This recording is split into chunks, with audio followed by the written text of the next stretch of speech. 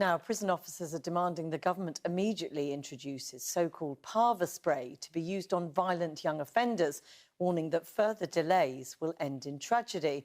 The chair of the Prison Officers Association has written to the Justice Secretary for the second time in 6 months to say the incapacitant, similar to pepper spray, must be introduced right now to prevent a death in the increasingly dangerous youth prison estate.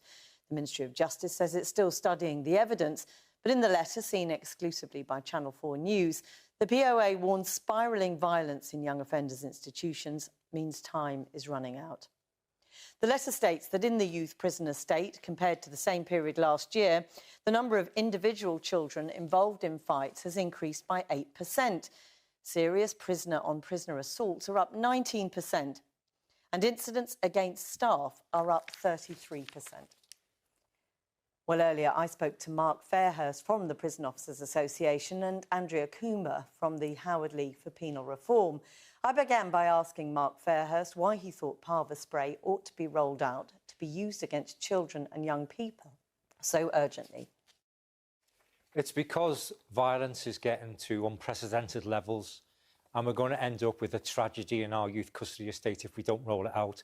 Staff at this moment in time have zero protection whatsoever to defend themselves from attack and to defend other children who are being attacked by other prisoners. I mean, to suggest there'll be a death, it seems pretty extreme. Well, give me a sense of what you're seeing. Yes, you. We've had incidents of children getting attacked by 6 assailants, stamped on their heads, repeatedly stabbed, ending up in intensive care, and staff with just a polo shirt having to go into the midst of that and try and protect that child. I mean, Andrea Coomber, it is a terrible picture that Mark Fairhurst paints. He says there will be a death of a prison officer or a young prisoner if this isn't introduced. I mean, Mark does... I mean, he's telling the truth about the levels of violence in youth custody. The question is whether or not adding a weapon, a further weapon, a canister of chemical spray into these environments makes things better or whether it makes things worse. And unfortunately, the evidence is against the use of PAVA spray.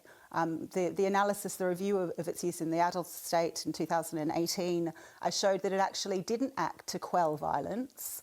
All it did really was undermine confidence and trust of people who are being sprayed. So we need strong, positive relationships, and I'm sure Mark would agree, between prison staff and children. And I think we should not minimise what this is. I mean, this is a weapon that is prohibited under the Firearms Act of 1968. So you're adding in more violence, Mark Fairhurst? No, I think you'll find the most recent review of PAVA use in the adult estate has actually confirmed it's being used appropriately for the most exceptional circumstances. But Andrea Coomber says you're essentially adding in a violent weapon. Well, it's not a violent weapon. It's a de-escalation tool. It's a deterrent. And it's there to protect the children in our care because at the moment we've got absolutely nothing to protect them. So we haven't got the capability to forge those relationships with these prisoners because we haven't got the staff on duty to do that. Most of them are locked up for prolonged periods because we can't retain staff. I mean, is it an acknowledgement of failure of the system? It's an acknowledgement of a lack of investment by this government who've allowed the prison system to absolutely crumble. I mean, Andrea Coomber, the reality is, as Mark Fairhurst says, those who are being locked up for very, very serious crimes. What is the alternative? The alternative is to build positive relationships with children and to de-escalate violence, to have enough staff that children aren't in a position where there are 6-on-1. And when you talk to staff, they do talk about these pile-on events, as they're called. And oftentimes the staff will say that PAVA spray wouldn't have helped because actually PAVA spray involves spraying all of the children. So the child that is the victim of the assault is equally getting sprayed. And then there is the longer-term consequence, which is that the children then lack confidence and trust in the people who are there looking after them.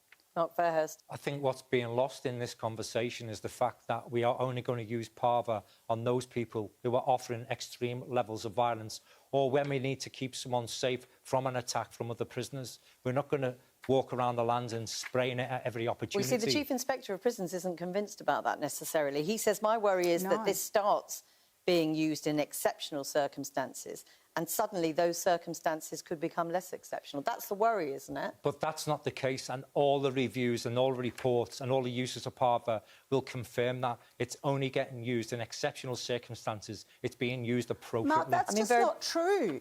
I mean, if you look at the report from September of Brinsford, it was shown that the PAVA had been used recklessly and freely in that prison. I mean, there have been other prisons where PAVA's been used against people who were in self-harming or threatening to self-harm. I mean, these are people who need support. They don't need to be assaulted with a chemical weapon. I think the other thing to note is the disproportionality with which it's used. So we know from the adult estate that black men in custody are 7 times more likely to be subjected to use of PAVA spray than white prisoners.